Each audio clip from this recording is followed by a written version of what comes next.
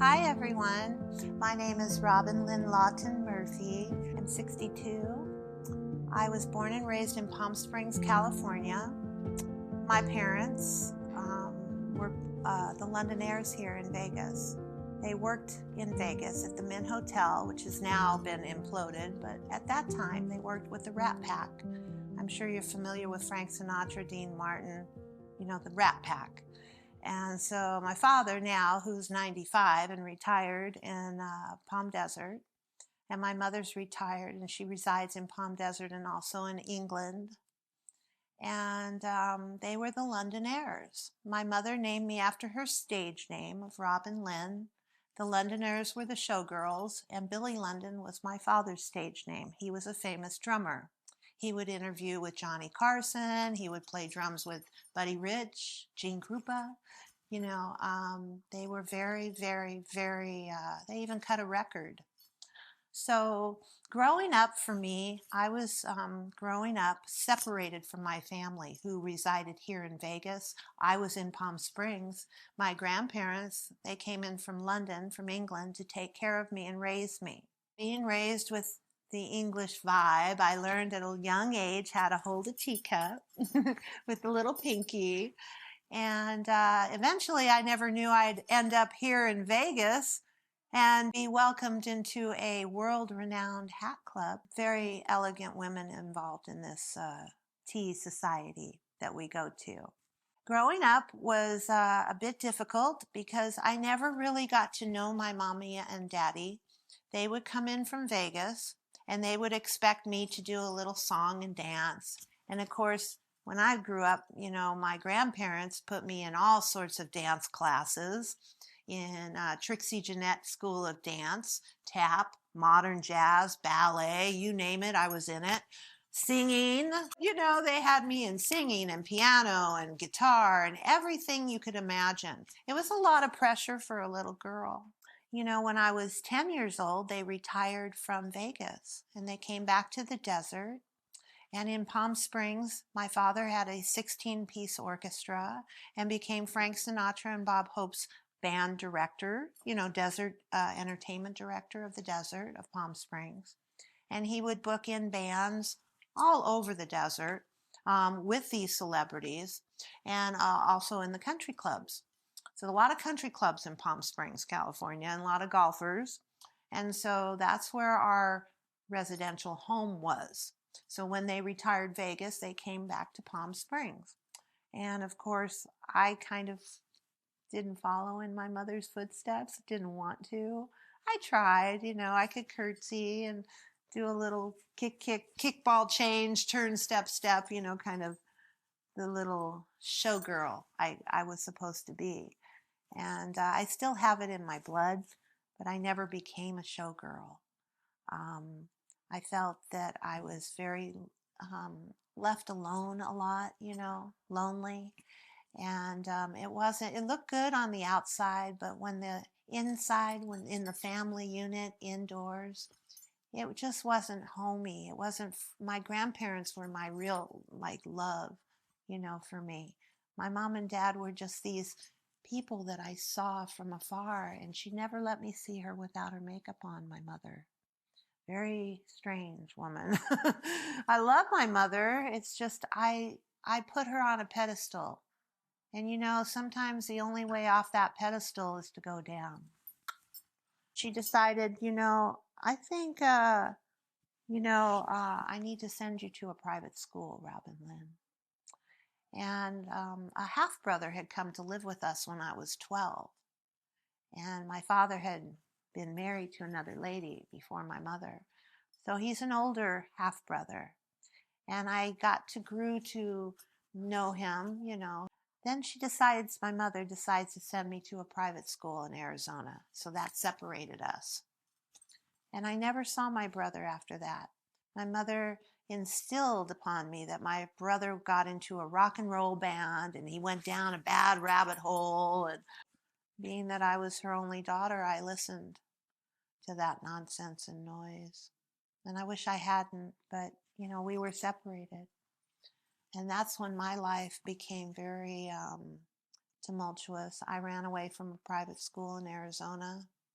On the weekends, I would be doing modeling. My grandparents came to live in Arizona to be close to the boarding school, so I could visit with them on the weekends. And in my teenage years, I was a model for Flair Parisienne, which was on the weekends in this little Bobby McGee's restaurant. I'd walk around with clothing and, their little, just because I was very young and model-esque, very thin and very outgoing. And they loved that about me, very outgoing personality. And I could sell snow to an Eskimo in the summer, you know. So I met a man named Richard Carey who actually was a talent scout. And he told me, you know what? I believe you would be good in Hollywood. And when he mentioned that, my eyes lit up and I thought, I'll show you, mother. I'll become a star like you wanted me to become, but I'll do it without your help. So I latched on to this Richard Carey and he took me to LA. And that's when everything started for me. Being around the LA scene back then in the 80s wasn't really good for a little girl like me coming from Palm Springs. I was very vulnerable to Hollywood. And at that time, a lot of things were going around, Hollywood Hefners, Hefner West, wanting to throw me into that kind of, they have white slavery out there and you think it's glamorous, but it really isn't. And I got messed up with a lot of bad people. I mean, I was introduced to some of these women that wanted to do white slavery on my body, take me from town to town and groom me. And I was really searching for that mother figure that I never got from my own mother. And of course, I went down the bad rabbit hole with, the methylqualine was really popular back then, the 714s. And being that I was brought over by a talent scout, he put me in with a doctor in his home. And this doctor would feed me these methylqualines, these 714s. Yeah. And then, the jacuzzi parties and all that was just a big blur. And of course, I was always promised to be a star. And I really wanted to fulfill that promise with my mother. But I could never live up to her expectations. So from town to town, I bounced from one lady to another to another. And I'm not talking bouncing, I'm talking flying from one city to another. And these women really would take me in and groom me for their clients. And I'm just being real, This is what happens to lost little girls in Hollywood. Only by the grace of God am I alive today to tell this story. And, being passed around from one lady to another, it was being passed around on the circuit. If you don't know what the circuit means, it's being from one madame to another, to another, to another. I didn't know who my name was anymore. They would have me as Amanda in Florida, or Sunny from Sunny, California is coming in Florida. Then I'd go to Rose in Chicago and have to stay there at her place for a week. And, all the while it's being fed the ecstasies, being fed the drugs, being fed the liquor, and just do whatever they wanted me to do. And at the end of that week, I would come out with at least 10 to 20,000. And back then in the 80s, that was a lot of money. And I'd save that money and I'd send it back to my grandparents in Arizona. They eventually moved back to Palm Springs and bought a home, and that was supposed to be my home. And I sent them all that money.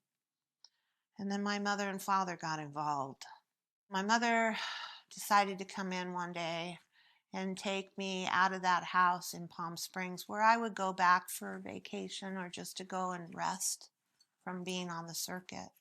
So when I would rest for about a week or two in Palm Springs and Palm Desert, in my home that my grandparents were getting fed the money that I was making, my mother came in and took over power of attorney and basically took everything from me. That wasn't a good scene.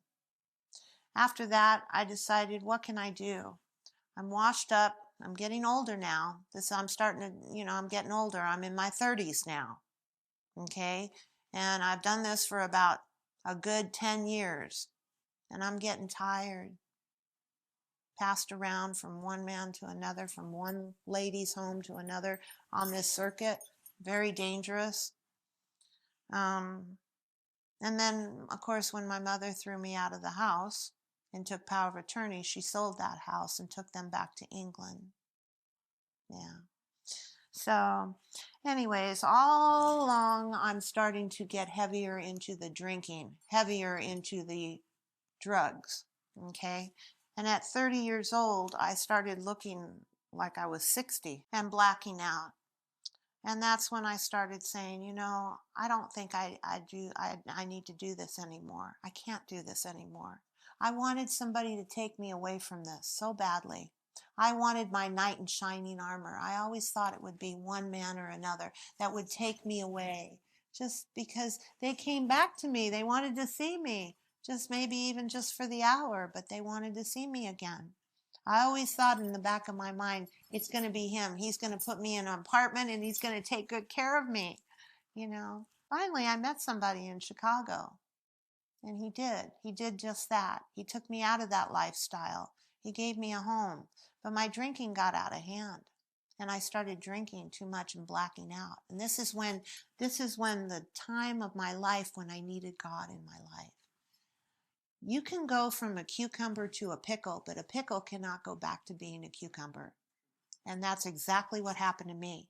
And I would romance that drink, and I would romance the life, and I'd end up blacked out, passed out in the hospital or down some alleyway, losing everything.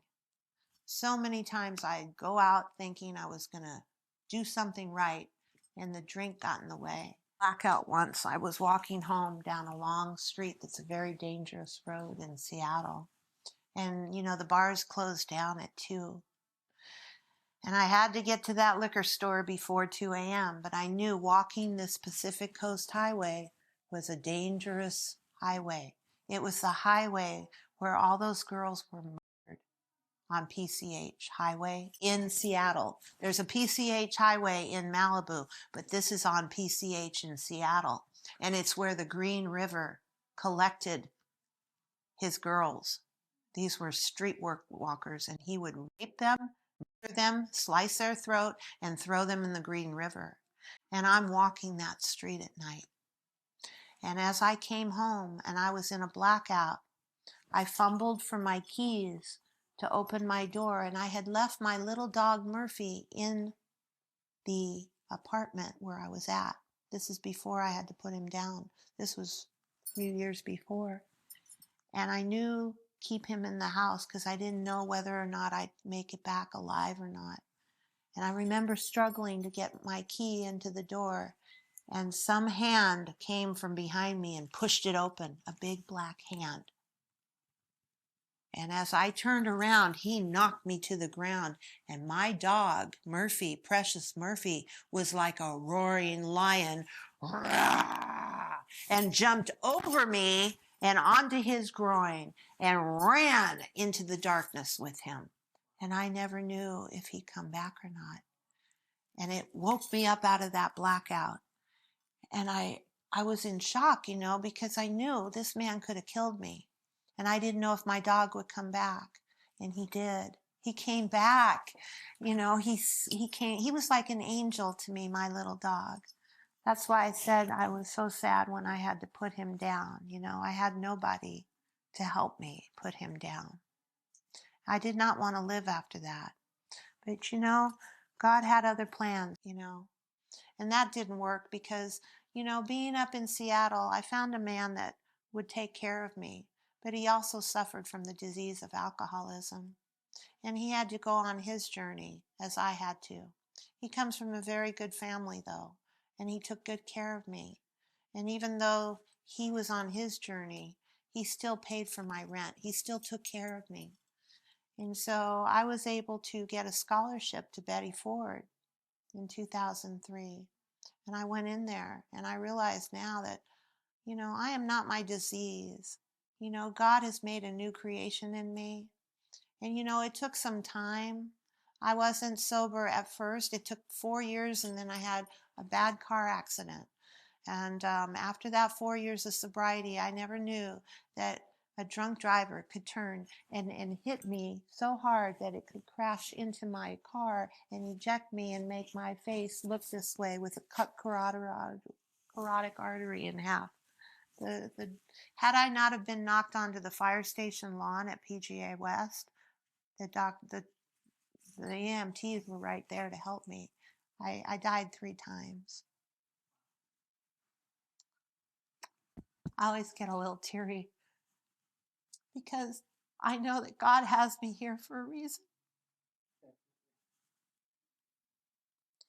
Anyway,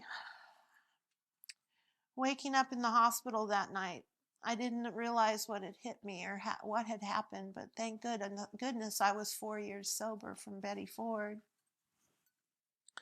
Did I stay sober after that? No. It took me a while to recuperate and many operations to get through this. Because remember, I relied on my looks. And as we know, looks fade. And we get older and we never think that, we're going to get all these wrinkles and things. But, I still had God inside of me. And maybe it was just a little tiny bit of light. But a light can't hide in darkness. Not even a glimmer, That car accident. I asked God, why did you leave me like this? Cut my face wide open, no, my teeth knocked out, my nose over here, scars everywhere in me, looking like an earthworm. I saw myself on the table after the 3rd time I died in the hospital, and I thought I was dreaming. I thought it was a bad dream.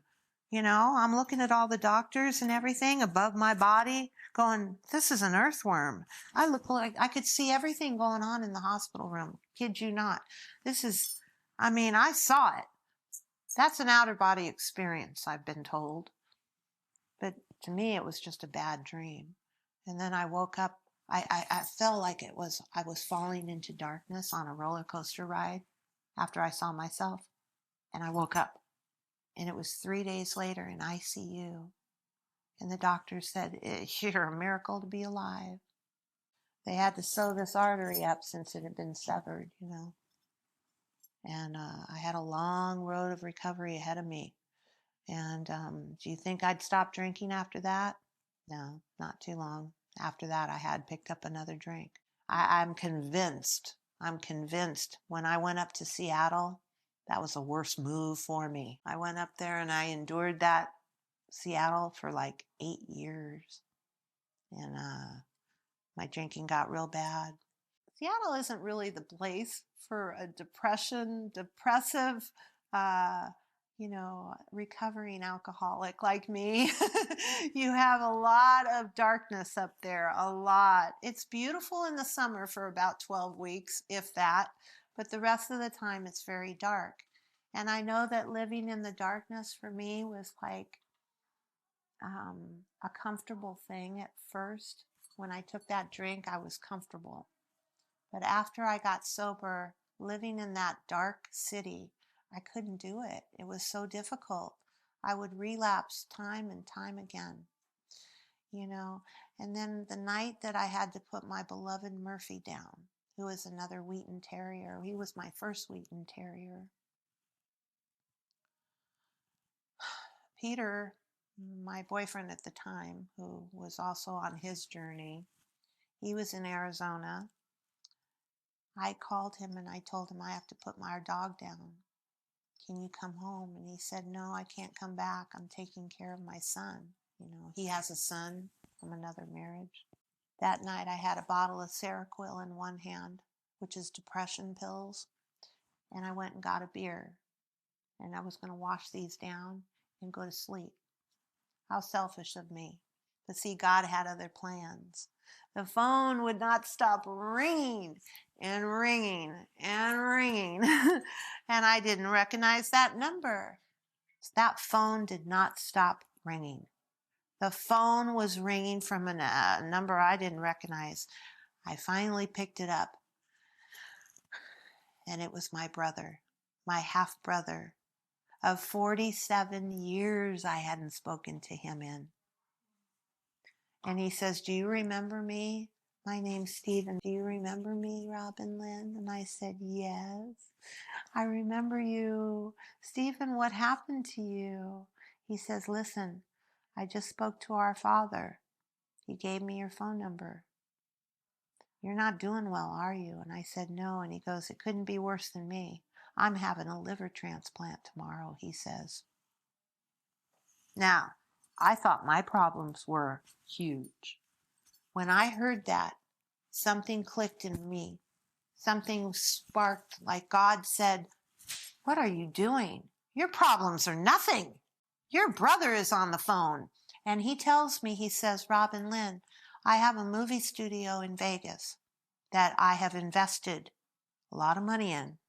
I'm doing a ribbon cutting. I'm giving you 9 months to get there, and I'll help support your trip there. Would you want to move to Vegas? It immediately gave me a glimmer of hope. My little light was so low that I didn't, but I had hope for a future. God gave me hope for a future to be back with my brother that I hadn't seen in 47 years. So, 47 years. So I threw those pills down. I got rid of them. I got rid of that beer. And from that day, February 11th of, that was February 11th of, I'm going on 5 years sober, so 4 years ago. February 11th, I just had a 4-year celebration, so. But anyway, he is the one that, and I think God helped me to go to sleep that night. He washed over me to where I fell asleep. I didn't pass out. I fell asleep in the best sleep I've ever had in my life. And I woke up with a new creation. Like I had no desire to go drink. Because let's face it, the only reason I drank was fear. And fear stood for F everything and run. Run to the bottle, run to the Ben and Jerry's, run to the shopping mall, run to the food station, whatever, just to fill that hole in my soul that only God could fill. Amen. And so when that phone call came in, it showed me there really is a God, and he doesn't want to see me die. He put me on this earth to be a testimony for people to hear my story, for them to see that, you know what, there's a spark in this woman and I want what she has, you know?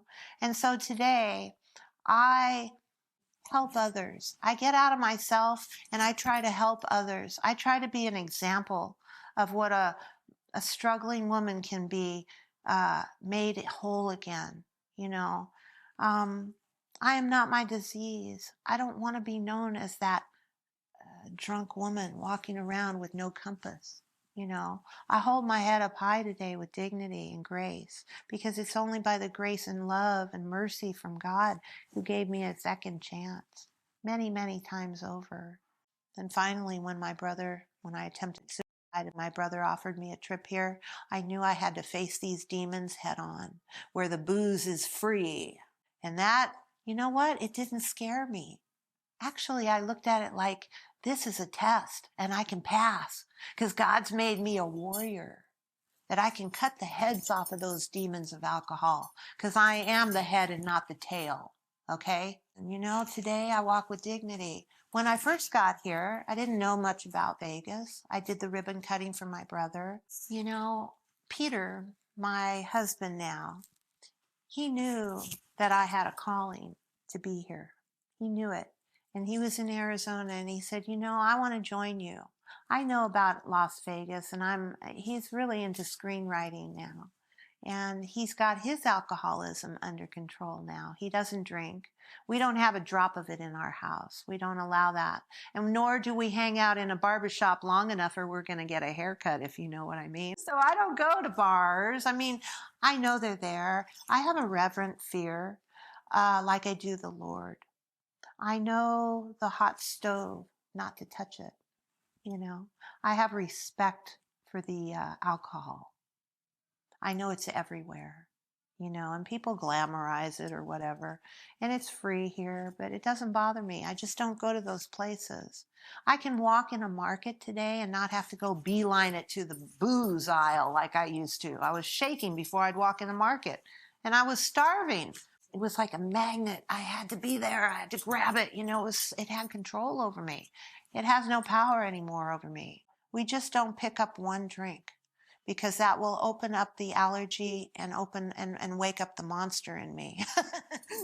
Can you believe it? But seriously, I don't touch any alcohol anymore.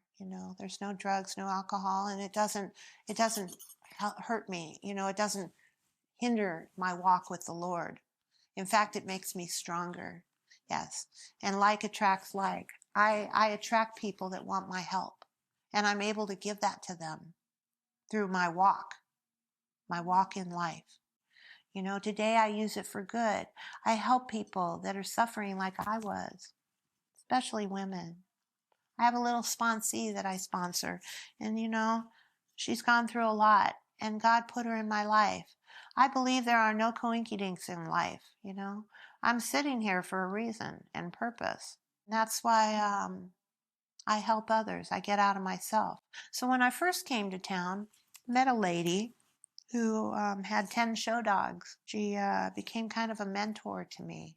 Very well-to-do woman.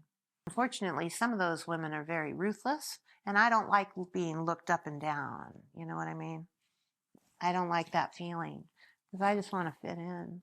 That's all. That's all I wanted to do, is be loved and adorned. Being a part of that society, it was impressive at first, but afterwards I started to get to see all the socialites in this town and how they roll, and they're a little cliquey.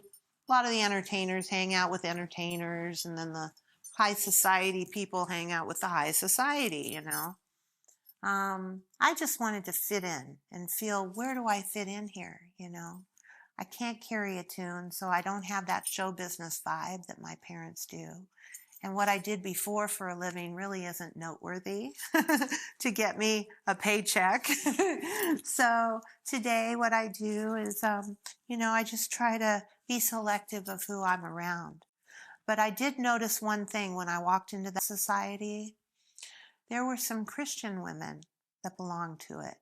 And they all looked at me, and they looked me up and down, and they were so loving. And they said, "Who is this girl that walked in with this lady?"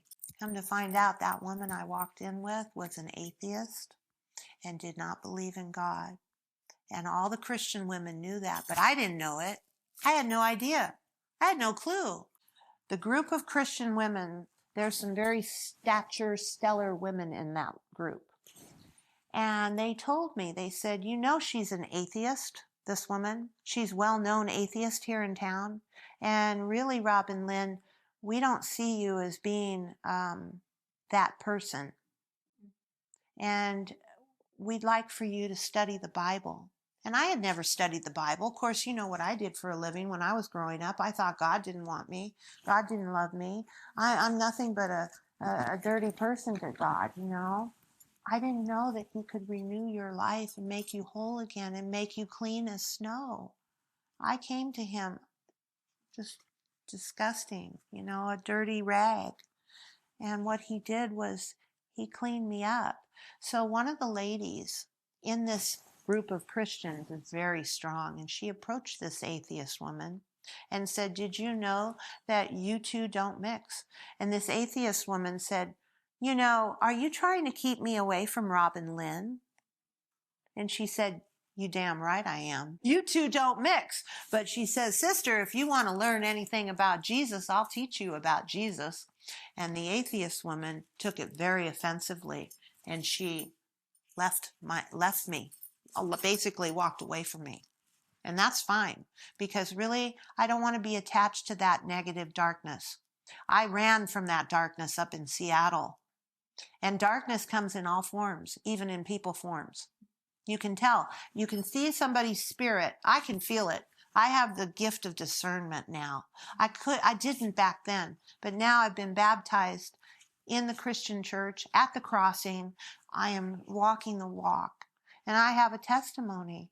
But that lady, I don't talk to her anymore. We don't really talk anymore. And since I've left her and been away from her, I am spot on now with my Christian walk, and I have good friends in my life that'll do anything for me. I do anything for them. I also believe in the power of prayer. My dog is a miracle. My dog had swallowed. My little puppy, 3-year-old Kipling, had swallowed a bunch of rocks in the park, and he was convulsing. I raced him to VCA hospital. My husband met me there. They did x-ray. They said he swallowed so big of rocks, we can't remove them unless we do surgery. And I said, no, I don't accept this. No. They said, you must bring him back at 7 a.m. tomorrow morning. Do you know what I did? I have a prayer room in my home. I have a prayer room and a meditation room with all my fur baby love around me in big picture form, candles everywhere. It's really lovely. I went in there and I pleaded the blood of Jesus over my dog. I prayed over him and I said, Lord, I don't accept this. He will never be the same. I got on the phone with all my Christian friends. They got on the phone, and in turn, we all had a prayer chain. By 7 a.m. the next morning, I went to the VCA hospital, and I'll tell you, my husband was right there next to me to attest to this. The x-ray, they came out and said, well, we can't understand this, but it is as if something came in and jackhammered those rocks. Those rocks have been crumbled in his belly. They are no longer in, we're throwing a party. That is the power of prayer. That is the miracle. Had I have been drunk, I would have missed the miracle, That was a test, because when they told me that, my first inclination was fear. And I no longer fear F everything and run, you know what I mean? I face everything and recover. The fear in my mind is just false evidence appearing real. It's not real. I know that my God is bigger than any physician or x-ray. He didn't have to have surgery, and today he bounces around and plays with everybody. I have fully recovered from an insanely disease that is just notorious for taking people out. I have recovered, and I am a new creation in Christ today. Old things have passed away. Behold, new things are here. And that's me. The advice that I would give to anyone that's struggling is to get out of themselves, pick up the phone, and admit defeat. There's something very powerful in saying I'm powerless over alcohol and my life is unmanageable. I say I'm powerless over people, places, and things because really, God is in control over everyone and everything. The dominion he has, And there are tests. The devil walks about like a roaring lion seeking whom he may devour. I have to be very aware of my surroundings, very in tune with the spirit, because I live in a spiritual realm. I'm a spiritual being having a human experience. Everything worked out so eloquently from behind the scenes. I didn't know how it would work out, but it worked out perfectly, because I can't say I'd do anything differently, because that was God's perfect plan. He wanted me to see, the devil wanted to kill, steal, and destroy me. And he almost had me, had I have taken my life. But see, God intervened with that phone call. That gave me hope. Who would have known after 47 years, a half-brother would call me? I didn't know if the guy was even alive. Back then, we didn't have cell phones. We had these big things that looked like shoebox things with an antenna, that big, like a tennis shoe, And I think we had pagers. I had pager, a beeper, everybody carried pagers, So no, had I have done things differently, I don't know. I don't think so. I love the story that I can tell and live to tell. These, I used to cover up my scars because I was so ashamed of them. I wished I could hide myself under a bag. But these are my warrior scars. I survived. I'm proud of them. Yeah, I have a lot of wrinkles today, but I have a good story, a good story to tell. And every wrinkle I have tells us another story, It's a road map to my life. And if you can tell the story, have at it. I just try to be a shining light to others and a good example of what sobriety can be, you know. I got married in November, finally, after we'd been together for 21 years. I made it official with the Lord. I went through the Rooted group for 10 weeks. I studied the book of John. I learned that God is almighty and he's powerful, and he overrules any darkness. So, and I'm not, sitting here trying to be Bible thumping or anything like that on you. Of course, I'm still studying it. I believe the Bible stands for basic instruction before leaving earth. Go out to dinner. I see people drinking, but the obsession to drink is lifted. God removed that. And I only drank out of fear. Remember I was telling you? Fear. I'd escape to a drink because I was fearful about everything, which was mostly in my mind. But there were times when, I had a legitimate reason to drink. I'm sat there with stitches in my face and I'm coming out and having grand mal seizures. I said, God, how could you do this to me after 4 years? I had a vendetta against God. I said, how could you? I'll show you. Pour me a drink. I went on a pity pot. Well, see, I don't belong on the pity pot. I have so much to be grateful for. That's why I tell my sponsees every day you wake up and don't come to, that's a great gratitude list. Give me 5 things that you're grateful for today. I don't care if it's waking up, having toothpaste to brush my teeth with, having a roof over my head, having sunlight in the daytime. Whatever you're grateful for, give me 5 things. And I do that on a daily basis with them. It helps me to stay sober. I guide them. I do like to sponsor people. I must say, I do take, younger or whenever I have a younger girl that I have taken under my wing, and I have another girl that wants to, be a sponsee to me. So it gives me responsibility. And it gives me, all really a sponsor is, I'll give you the acronym, is sober person offering newcomers suggestions on recovery. Whether they take my suggestion or not, that's up to them. But it's worked for me so far. So, and I also am a secretary to a floating big book, which means like tonight, I told you I had dinner plans. So every Friday night, we have a potluck. And we go to somebody's house that's in recovery for the month. I will be hosting in June. I have it with my husband. We circle up chairs in our living room. We have a big pool party and potluck before and then after the pool parties afterwards. It's in June, so it's hot. And it's really fun. And all of our friends in recovery come. Okay, so I've been in this program for many, many years, and I've had relapse, and we don't shoot our wounded. So if you fell, I'm there to help you up, like somebody helped me up. We just know that everybody's different in their walk, and for me, I have to let them know that I didn't do it the first time real well. That car accident I had after 4 years of sobriety really messed me up. I was hit by a drunk driver after 4 years of sobriety.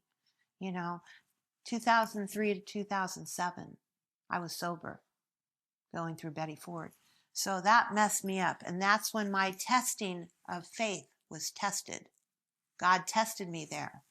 And I went back to drinking, thinking, I can't live like this. My beauty's been taken from me. What am I going to do? And then, of course, moving to Seattle didn't help much. But to become a sponsor, you must have at least a year under your belt. And all you really do is help others. And to be a sponsor is paying it forward. I can't do this alone, but we can do this together. That's my motto. And that's why I give somebody else help. when they're suffering, I see that, and they see it in me, that I can be a pillar of light that they can cling to, you know? So I try to be accountable. I'm on time for my meetings. I take it very seriously. I have a phone list. I get up in the morning and I make my sponsees, they have to call me every day. You must call, not text. And you must tell me 5 things you're grateful for. Because I used to come to after a blackout and I never knew where I'd end up. It could be the Gray Bar Motel. It could be in somebody's car. It could be in a storage locker, not knowing how to get out. Who took me? What did they do to me? I don't want to live like that anymore. Today, I'm very aware of my surroundings. I know exactly who I am in this program, and I know who I am in the Lord. And for somebody like me, that was just an old whore. My mother's even called me that. You know, God really did make me a different person. He gave me hope for a future. He gave me a new life, a new puppy to take care of. And he put people in my life, strategically placed people in my life for purpose, for me to help. And if I can save somebody from going through what I went through, so be it. I will do that. That'll be my sole purpose, is to help others. I hope that I can help somebody, that they can have hope, that they don't have to crawl up in a bottle and die. They don't have to hide under the covers like I did, not wanting to get out, not wanting to see daylight, you know. I put myself here because, you know, I knew that God had a reason for me to come back to Vegas. I had a reason for me to come to the sunlight. And I took the executive decision and said, yes, brother, I'll come. I'll come here. I'll be there for you. And that brother of mine survived that liver transplant. And he now takes good care of my father, who's in a nursing home. He pays for him. He takes good care of me, my brother. I can fly and visit him. I have nieces and nephews I never even knew I had, you know. My gosh, my life is full because I gave up the alcohol. I stopped destroying my life. This is my temple that God gives us. He wants us to live it well. He wants to envelop our soul with the Holy Spirit. Before, I had no compass. I didn't know. I was like a little flittering leaf in the wind, here, there, everywhere, you know. And I didn't know where I belonged. Today, I know. I'm sitting here for a reason, maybe to help others. I hope so. I just want you to remember me as bringing love and light to this interview. My name's Robin Lynn Lawton Murphy, and thank you so much for watching, and I hope that I can be an inspiration to you. And, you know, if you ever, feel like giving up, remember, you're a bright light, and even if your light goes dim, you cannot hide in darkness. No little tiny little light can hide in darkness. So don't let the darkness envelop you. Always try to strive to be brighter every day. And God will give you the brightness. He will, if you just ask for it. Humble yourself. Humble yourself to the Lord and say, thank you, Lord, for giving me the love and light that you want me to have. And let's try to give it to somebody else. Thank you.